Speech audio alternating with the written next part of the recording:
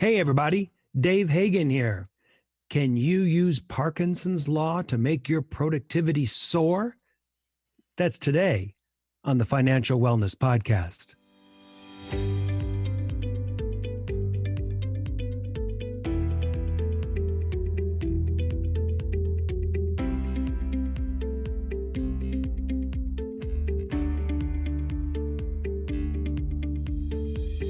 Welcome to the Financial Wellness Podcast, Dave's weekly message to keep you on your path to financial success.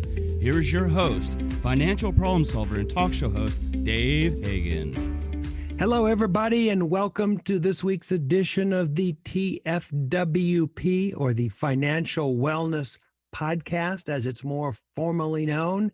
This is Dave Hagan coming to you from Topanga, California. Today, our engineers coming to you from beautiful downtown Van Nuys.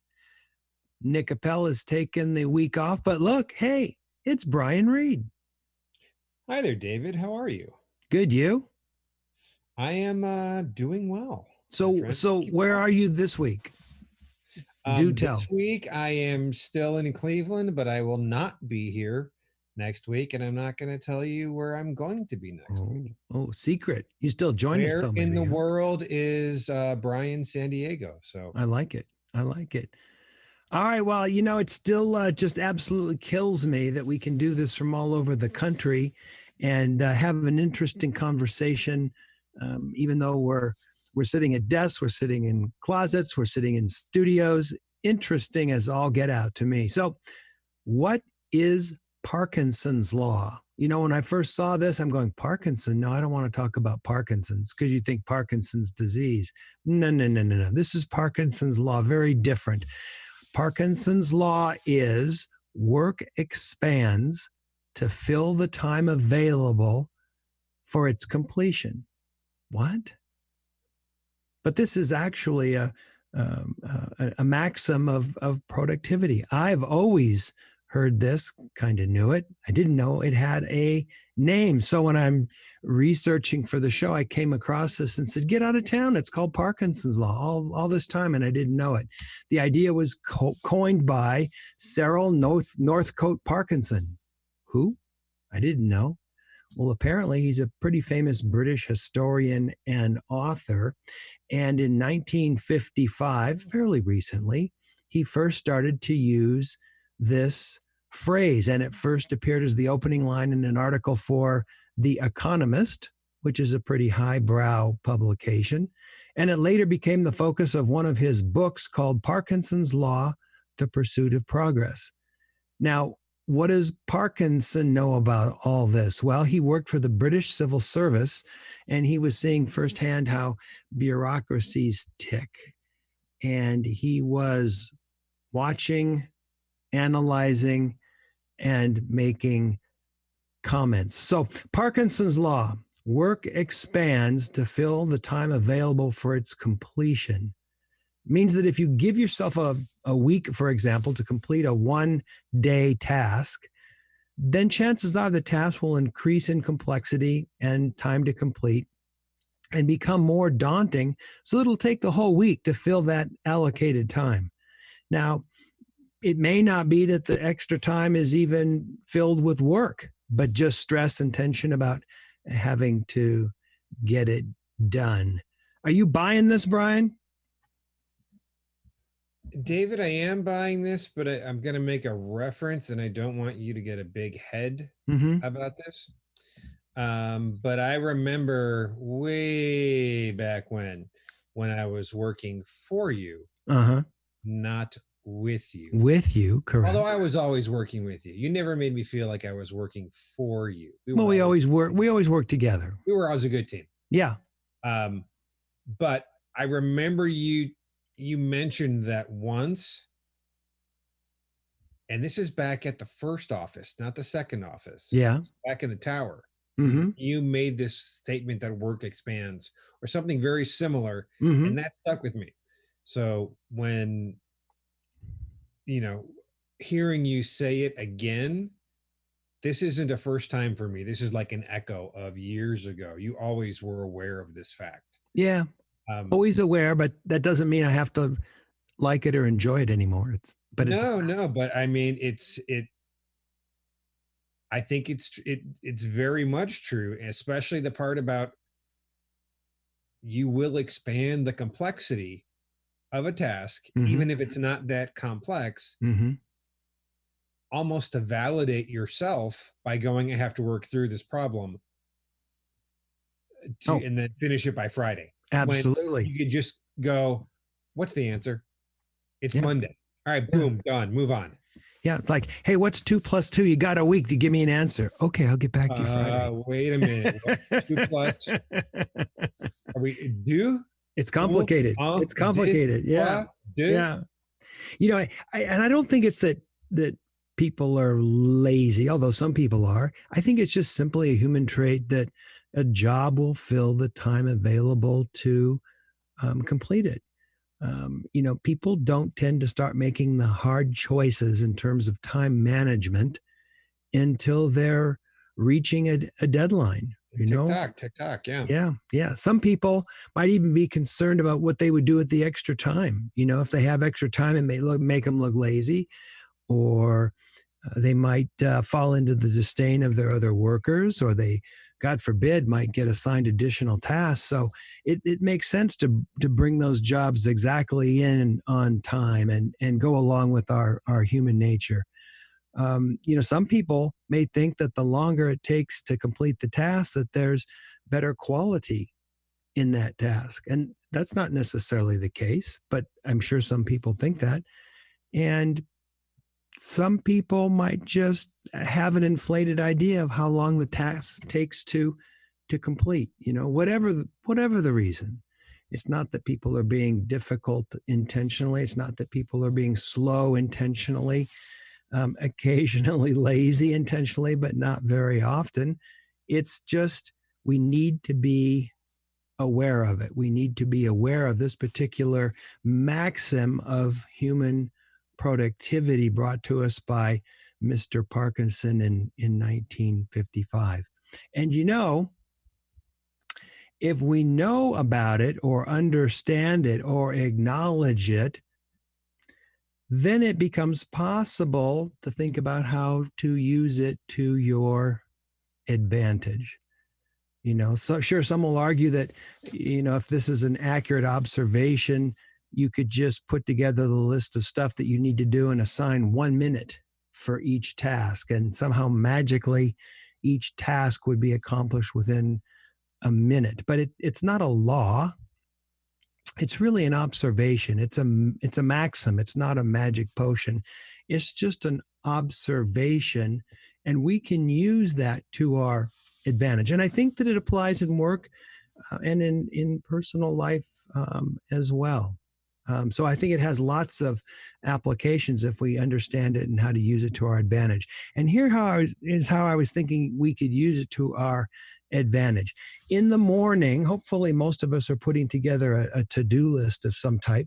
But when you're sitting down in the morning, make a list of the tasks that you need to complete and put a time next to each task. Create a deadline so that you have some idea of how long it's going to take you to get that done, or at least how much time you've allocated to get that done. I don't know if you're anything like me, Brian, but when I sit down at my desk in the morning, I look at, I check the email, and most of it's junk. And then it starts taking me down rabbit holes that I, had no intention of dealing with at the top of my day. And then 30 minutes is 35 minutes. And I think if I had really put together a task list and put a time of, 10, 12, 15 minutes, I'd be sliding through this stuff a lot quicker. I'd be going, oh, don't have time to look at that. That's not important for right now. Delete, delete, delete, delete. And I think that this helps us start to put together our, plan for the day. I did this same thing when I was, helping to run a nonprofit some years ago, and we were putting together the agenda. And we had this board of directors of these incredibly gifted Hollywood people coming together at this nonprofit. But the board's meetings were notoriously long because there were no allocations of time for anything. There was no allocation in terms of something being more important perhaps than something else. So when I would put together the agenda, I would set times for each task. Introductions would be 5 minutes, and we'd have a discussion about da da da, and this was marked to be 15 minutes. And it really helped us get through the meeting because we knew that we just couldn't take one thing and just have it expand into the whole meeting. So it really kept us on track. And, as you're going through the day trying to meet these targets, you can really draw upon that human instinctual longing for competition that fuels industries like sports and gaming. And you can use that to make it work for you. You've got to win against the clock. You've got to strive to beat it as if it was your opponent. It prompts you into making shortcuts for productivity without producing low quality output. It really helps you put together your game plan and work at your game plan throughout the whole day. And a second thought, as you go through the day, keep track of what you're spending your time on. As an attorney, I've had to keep timesheets a lot of my life, and it's just remarkable how much your day gets put off track or how little of your time can be productive unless you really shut the door and buckle down and get stuff done. So as you go through the day, keep track of what your time is being used on. It'll help you see whether you're spending your time on your game plan, whether you are getting distracted by things, and it will help you prioritize the different tasks that you've put together for your day. So spend some time experimenting with Parkinson's Law and use it as a way to structure your day and motivate you to get through your day, trying to get things done in a minimal, meaningful amount of time. And it'll squash your deadlines down to the bare minimum, not only at work, but also at home. When you have a day off, there's things that you need to do or things that you want to get done, and you can use Parkinson's Law just the same. But also be aware of the fact that there is a line between bare minimum and not enough time. Using Parkinson's, stay focused and not just wasting time. This is Dave Hagan, and you're listening to the Financial Wellness Podcast.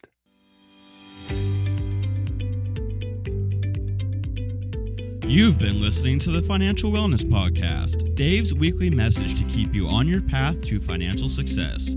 If you have a question that you would like Dave to answer on the podcast, go to thefinancialwellnesspodcast.com. You can leave an audio message with one click of a button or type your message into the question box. Either way, it's sent right to Dave's phone. Don't forget to subscribe to the podcast so you receive the new episode notifications. Let's listen in now as Dave answers some emails. All right, Brian's got a big fistful of them, but there's one that I saw that I put right on top. It's from Bill. And I can understand why, Dave, because this is a 20-somethings, and you love to debate these questions. So yeah, kind of a longing thing going on for me there. So yep. That's because you know what, you're actually in kind of a Hawaiian shirt, and I'm always aware of that. So it's not a surprise. Gotta love the islands. Yep, gotta love the islands. This one reads, Dave, I'm currently 25 and have been out of college for several years. I have a good entry-level job at a financial consulting firm. However, I just got a call from a friend of mine from college. He's working in Hawaii as a camp counselor for singles. He wants me to come join him for a couple years to make a few bucks and just to have some fun. On one hand, this sounds like a lot of fun. On the other hand, it's going to put me back entertaining my financial goals for a number of years. Your thoughts? And thanks for all the good work, Bill. So camp counselors for singles, I think that's code for Club Med. What do you think? Yeah, Club Med. Yeah, that's the exact same thing I thought was. Yeah. You just want to go play at Club Med as a counselor there. Yeah. Okay. Get tanned, explore lots of different drinks, meet lots of different people, take them out on the water, have fun. Sounds pretty good. Well, Bill, I think that going off to Club Med. I mean the camp for single adults. It sounds like a lot of fun, but if you do it, what's going to happen is you're going to be 3, 4, 5 years behind in your progression in your career and your financial life, and you may or may not want to do that. But that's really the downside, it seems to me. I'm sure that you're going to have enough money to pay for your food and what have you over at this place, and you'll have lots of memories and all sorts of good stuff. But you're going to be behind the curve, behind where you could have been, for that period of time. Also, there's a very real risk you just might dig it and not come back. I don't know how you'll feel about that at the end of the, at later on in your life. But you may just go, wow, this is too much fun, and not want to come back. So I think you could go either way on this. Brian, what are your thoughts? While you're thinking about that, let me tell the listeners this. I went to between undergrad and law school. I kind of felt like I was missing out, so I took a gap year, and I did some things that I wanted to do, including doing a lot of skiing. So when I went off to law school, at least I got a little bit out of it out of my system. But I got to also tell you, maybe not enough.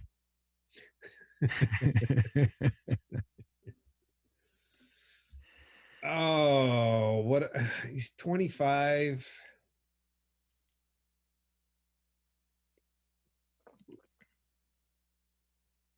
Brian is really he's kind of betwixt and between on this. Wow, I've never seen him. So somebody had said this at 22. They just graduated. Yeah, and they had a job lined up, but they could take a gap year. Yeah, I would tell them to go right now. Mm-hmm. Just go, have fun for a year. Get your entire life to work. Mm-hmm. He's 3 years out, and I don't know. He's had this good entry level job at a financial consulting firm, quote unquote. If he got that job immediately, he's got 3 years invested in this place already. Yeah. If he just happened to, I guess if he's had it for 3 years, I would say stay. You've already invested that time. Okay. Why are you going to burn a year or a year and a half? Yeah. I guess he could always come back to the same place after 3 years, but they might not hire him because they're not going to hire him back. You got too nice of a tan. We're jealous. You can't come back. And you're right. You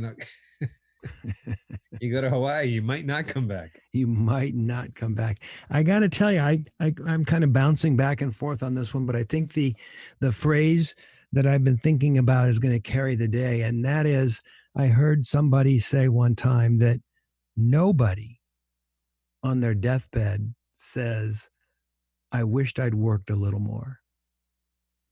And I think that brings it into focus for me, because there's good arguments on both sides of this, but to have that time and to have those experiences. And if it's tough at 3 years, it's going to be really tough at 5 and impossible at 10, because 7, 8, 9, 10 years, if you're anywhere typical, you got the dog, maybe a house, maybe a spouse responsibilities, kids, the whole 9 yards, So I don't know, do it while you can. And also, if you're doing it when you're younger, you're doing it when you're physically able. You don't know what is going to happen to you physically down the line. You might, fall off a ladder and break a leg and not be able to run down the beach in the wet sand, or, you may have a, eyesight or issue. Yeah. Okay. You're right. You've swung me. I just want. I'm not talking you off it. I'm just like throwing out all sorts of stuff I'm thinking about. Have a heart out at 18 months. Okay. But what does he do if it's like 3 years down the line and he's going, I'm kind of liking this mahalo routine. No. I'm saying go, but you have a heart out at 18 months. So at 18 months, you're coming back. Yeah.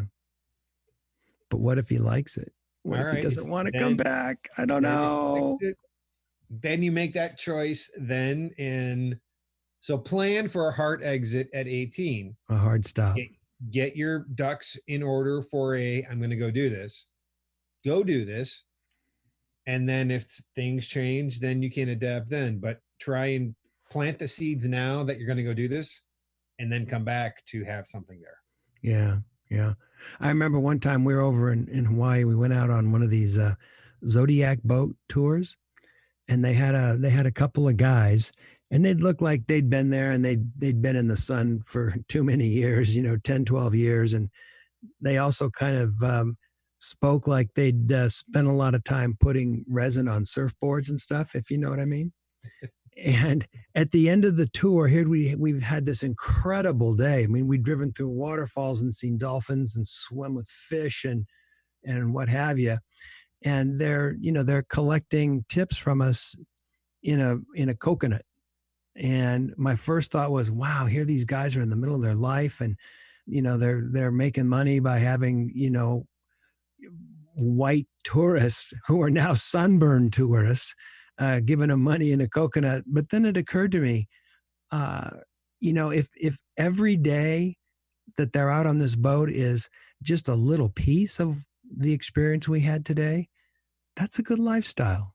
That's a good lifestyle. Now, they're not going to make it on Wall Street. They're not going to do a lot of other things that we all like to think is important and things maybe we want to accomplish. But from their perspective, it looked like they had a pretty rich and full life, even though they were collecting money in a coconut. I don't know. You tell me. They're on clear waters, playing with dolphins, driving a boat through waterfalls amongst nature every day for their entire life. Versus, just saying, I don't know. Sounds pretty good. I hear you, brother. I hear you. Yeah, sounds pretty good. So I don't know. I think there's two sides to it. I think I fell on the side of, spending some time taking the risk that you won't come back. But there's something to be said to staying in the game and moving on further through your career. To say nothing of that it could be 3 or 4 years that his money isn't going to compound. If you're thinking like a true TFWPer, those are several years that you will not be accumulating some savings or retirement, and you will miss out on some very important years of compounding in the early parts of your life. But hey, maybe it's worth it. Something to think about. I agree. Yeah, sounds good. I think that's all the time that we've got. A fun little email and some interesting stuff today talking about the Parkinsons Law, not the Parkinson's disease, but the Parkinson's Law, and how we can use that law to make ourselves more productive in the long term. This is Dave Hagan, and you've been listening to the Financial Wellness Podcast.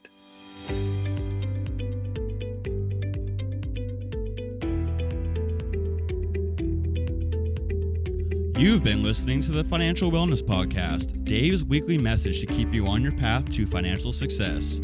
If you have a question that you would like Dave to answer on the podcast, go to thefinancialwellnesspodcast.com. You can leave an audio message with one click of a button, or type your message into the question box. Either way, it's sent right to Dave's phone. Remember, Dave will randomly draw from the submitted questions and pick the winner of a free 1-hour personal conversation with Dave to help you achieve your financial goals. Don't forget to subscribe to the podcast so you receive the new episode notifications, or share the podcast via the app with your family and friends. This is your announcer, Nick Appel, wishing you every financial success.